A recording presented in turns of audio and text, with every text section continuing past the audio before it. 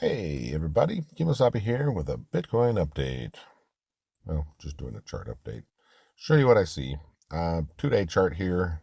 Something that I found very interesting is the interaction between the trend line from the 2021 highs and how that trend line got broken out of and back tested on a wick and bounced back up.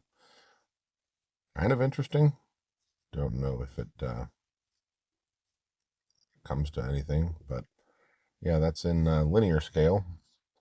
We'll keep it in linear scale for a second here and generate some potential targets for the low, too high, back down to the low. You see, we've already passed the 618, playing around the 786. The next targeted area would be 108, 107, 108, 109 area, maybe, and maybe as high as 124 before this thing wants to stop. I do think that we are probably going to pull back soon based upon the volatility and how much this is pushed up before. Doesn't have to. This thing can certainly keep going. I mean, I'm seeing matching legs there, matching that, and if we could just continue pushing this up here and make it all the way up to 120 before even stopping. But in linear scale, that is an area of interest. 108 would be the next area of interest. Let's pop this into log scale and see if there's 131 is the 618. Could be a target as well. And then all the way up here to the 250 to 300 area. If this leg is just repeating there and that's your median, definitely possible. So what I'm kind of anticipating is a leg down similar to what happened at the ETF release. When they started trading the ETF, you had a very nice push down because everybody got super bullish because ETFs were coming, and I guess people were trying to go long on that release, and market maker was backwards on his position, so he needed to flush down and grab this liquidity and get everybody to be bearish, and then brought it right back up. That may happen again with this 100,000 psychological things. Getting above 100,000 could flip the market in a similar manner where the market maker is exposed too heavily to the downside. If you have breakout traders trying to take the breakout of 100,000 to take it up, and also anyone who is short there instantly becomes a buy, that makes it so the market maker kind of runs out of supply. He brings it down to get his supply. And from a market making standpoint, I would anticipate a break to clear out the orders up there and then bring the orders back down, similar to what happened here. And if that happens in reverse, like you'd have the leg down first, then pop back up and continue consolidating right around 100,000 again before breaking it for real. And that would take a couple weeks. But let's measure how far down price came. There was a 22% drop. So say we get the target of maybe 105, something like that. Maybe it's just 102, but let's measure from 105 and take a 22% drop. Get you down to 81,000. Just having a similar drop like that, that would be a $20,000 move down, whereas this one was a $10,000 move down. Now we're getting bigger numbers here. That would be a $20,000 move down. That would be quite soul crushing for some that are trying to enter the market. Pops up, they think they're doing well, and then just get their soul crushed. And it would just be a repeat of this leg from here. Little ABC up, crush it down. Let's measure that because we are in the vicinity of this measured move from there, and I am projecting from this low in September. The 1-to-1 is the 99.7. We missed that by $100, I think, and the highest I would anticipate is 118. So anywhere in this vicinity would be met target. So I would expect a downtrend or some kind of reaction to happen there. It might happen quick. It might take time. But yeah, let's go over some timing thing with regards to the cycles. Now I measure my time cycles with the cyclic lines, and I'm just going to take the bear market lows and project from the following low. Well, come on. And we'll take it right there. I'll change it to red. So this is, I think, a 106-day cycle that seems to be repeating. It caught that low, pretty close on that low, caught that low, caught that low. This one didn't work. It caught the high, but it caught the last low that we had there in September. And now we are coming up on another one of those at the end of the month, December 28th. So maybe we get a drop down into the end of the month after pushing up, maybe consolidate a little bit and then come down. Let's take on top of that the daily cycles. I'm just going to take them from the low that we had in August and bring it over to the low that we had October, saying that is potentially a daily cycle and potentially another daily cycle here if it lasts the same amount of time. Puts you at a low coming in the middle of the month, December 14th or so. Correct? Yeah, 14th of December. And then the 106-day cycle low comes on the 28th of December. So we may be pushing up to grab liquidity and flush down into that and then dance around a little bit until the end of the month, is what I'm kind of thinking here. Should probably do this on daily chart. Let's switch to daily. So here we are on the daily chart. Remember, 106-day cycle lows happening in red. Daily cycle lows appear to be happening in green. Shift that over just a tad. Yeah, that's better. Now I'm going to measure when the selling came in. Now you don't usually measure cycles from high to high, but hey, let's give it a try and see if it plays. So we've got highs coming in on these yellow lines where selling comes in. If it comes in just as cyclically as the buying comes in, we'd be looking at some selling to start coming in on the 2nd of December. That's tomorrow or the next day, maybe a Monday, Tuesday, we open up on spike up and then sell down into these cycle lows. Camel Finance has the cycle low coming in on the 5th, on and around about the 5th of December. So maybe we get a flush down into the 5th, or it just starts wavering down into these cycle lows as measured from the previous lows. Put you around middle of the month, 15th and the 23rd, according to the daily chart. So somewhere in that pocket, maybe. Definitely something to watch for. I think the market is fairly bullish, and I could see this pattern just continuing. If you match this leg down here, that leg there, and we're just pushing up for this stuff, you'd be at 140,000 or something like that by end of January, if I had to guess. Let's just measure that out and see how long it took. Trend-based fib time. Don't do that. So I'll just measure this low to that leg, project from the current low. If those legs are going to match, puts you completing that on the 18th of January, having the move up complete. If it's to play out, if it's like this leg is matching this leg here, And from there, you get some kind of ABC up like this, and some kind of down move like this one. Back test that trend line again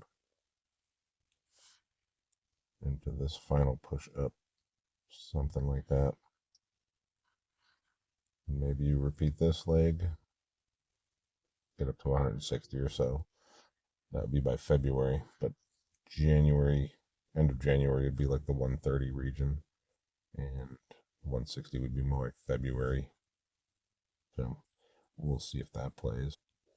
But for now, I'm interested to see if this yellow line where the selling came in a cyclical nature, if it comes in again early December, and you start out the month with a down candle, and just like everybody was saying in October, October started with a big down and then more down until the 10th, and then it was up only until November was supposed to be bullish, and it started with 4 or 5 days of down into nothing but up. So who's to say December doesn't start out the same for the first 10 days, maybe the first 2 weeks, and then pushes up. I mean, the monthly candle closed up here pretty nicely. You might want to backfill that monthly candle a little bit before pushing up again. So definitely something to watch for. But yeah, these cyclic lines, I wonder if they play. We'll see. That's something to watch for in the future. So mark those dates on there for you. The 2nd or 3rd of December. Some downtrending action maybe until the 14th of December, 14th, 15th, or until the 22nd, 23rd of December, till Christmas time. Can zoom in here more locally, see what we've got going on here. We've got swing low that's still maintained higher low than that low, and now pushing up. Daily candle closes above 99, suggests that you're going to get an uptrend from here. You might push back down for this liquidity at 94 on a daily basis, but it looks like that may be an opportunity to maintain the uptrend. Now, this is something that I found very interesting on a 4-hour chart. So I said I went long here, the small position down at the 382 Fibonacci retrace, and price popped up. So now price closed a 4-hour higher high, and that gives you the incentive to look for your buy. That was all the pullback you got. There was an 8-hour order block there. Took a little bit there, and I already closed that, what I put on there, and then watched this play out. Saw this kind of action and expected liquidity to be taken there. So I took another long position there and closed out a portion of it. And I just re-entered another one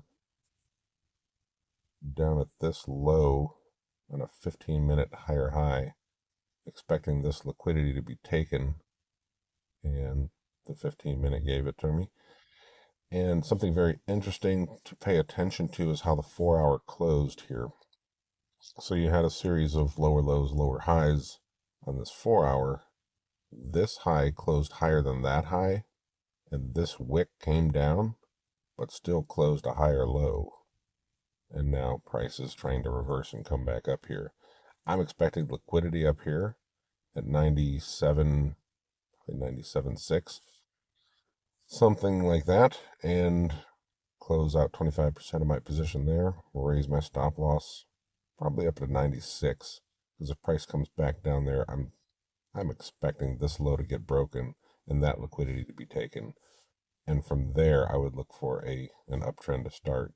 And that, an Elliott wave, that looks like 1, 2, 3, 4, 5. This would be A, B, C. Take this liquidity, and as soon as you break out, you're probably going way higher. So if I had to measure that, an Elliott wave, I would do that in linear scale. And just measure it with the trend-based fib extensions. From there, from high, and if price does come grab this liquidity down here, like in a Sunday afternoon, then you can expect a fairly large move to break up to 107 would be a targeted area, which maybe you get a 115 if you consolidate up there for one more push. And then maybe that's where the 20% correction comes from. Really hard to say. Maybe you could just consolidate up here for a while and you would repeat that build up to the ETF back where this price action. So you could repeat this price action at like 115. This would be a shot up to 125. This would be a back test of 100K if this type of price action is to repeat currently into some kind of consolidation like that. But I'm ready for this leg right now to repeat coming from up there. It'll stop me out, and I'll look to buy a 20% pullback. So if that price action repeats from here, somehow, some way, maybe from these areas, always ready for that 20% pullback. Come on. Say it comes from 115. 20% would, yeah, that would get you down to 90K again to take those liquidities there and there. Yeah, maybe that works. I'm not going to say. I'm just going to trade it like I see it. Generally, you want to stay biased to the upside when the weekly is in an uptrend. If the weekly is trending up, then you want to be looking up. And you try to look for your buys anywhere you can. Anytime you see an uptrend start on the lower time frames, you take it up and take profits at liquidity. This current trade that I got into here, I'd be taking some profits off at 97, but let's go back to a log scale and get a potential target if price decides to break and close the weekly up higher. This can be ABC already done, where I would be measuring this leg on a closing basis to that close, projecting from these lows. If price does just want to push up to the 1-to-1 fib extension, like if it breaks up here, this is where I would close a lot of these trades. And then if price holds up there, expect the 105 to get hit, and then maybe a push up to 111, and that would be like a 1, 2, 3, 4, 5, something like that. But that is log scale that I don't find works as good for Elliott Wave. But yeah, you can also be measuring it on wicks, and it gets you to the 107 to 115. Now this is the 382 Fibonacci retrace according to the way I do it. But there also is the 0.5 that I'm interested in. I do have to turn this back to linear scale for that. So measuring from that little low at 75,800 up to this peak, we hit the 382 shallow fib perfectly, bounced very nicely off of it. I'm still very interested in 8770 as a 50% retrace of that entire wave. So this would be some kind of ABC down here if I get stopped out of all this stuff. And if the buy setup wouldn't work at 94, your stop loss would get hit, that stop loss, and that stop loss. So it might flush down pretty quickly to the 0.5. And that's where I'd be very interested to look for an uptrend to start at 87,770. And then from there, I would expect a push up to probably 109. And that would be Elliott wave terms 1, 2, all of that's 3. This would be 4, and push up for 5 to 109. And then from there, consolidate most likely before any continuation, because that would complete the impulse up from here. And then you'd start this choppy stuff here. Maybe repeat that up there. But we'll see. Could be a fun week to trade. I also think MicroStrategies has a potential to push up earlier in the week, that stock, targeting like 470. And from there, I'm expecting a retrace down to 280 or something like that. So that might work well with this chart pushing up earlier in the week and then end the week lower and have a very nice rejection and another buying opportunity. Anytime you're in a weekly uptrend, you look for the buying opportunities. And right now, the last weekly low was at 66,000 or something like that. So anywhere in this vicinity will end up being a higher low, most likely, for another push up. And then we just track it from there. But yeah, from any of these areas, watch for a 20% correction because that's been very common this whole cycle. 20 to 22% correction. Anytime you see that, look for an uptrend to come out of that. If you get stopped out of a bunch of stuff and price comes down to 80,000, look for an uptrend to start out of there, a continuation push, or just look for it to start from here and keep pushing. And then as soon as you start making a downtrend on a 4 hour, look for a 4 hour correction that might turn into a daily correction. And if the daily correction gets some steam, then you can have that 20% push down. And maybe we get that into a cycle low. Shoot, I hope that was helpful. Kind of all over the place, but a lot of thoughts coming out with timing and wave structure and kind of what I'm seeing with the trend. Hope that was helpful. Keep that stop tight. And right now, on the position I just added, the stop is right there. Other positions have stop losses down here.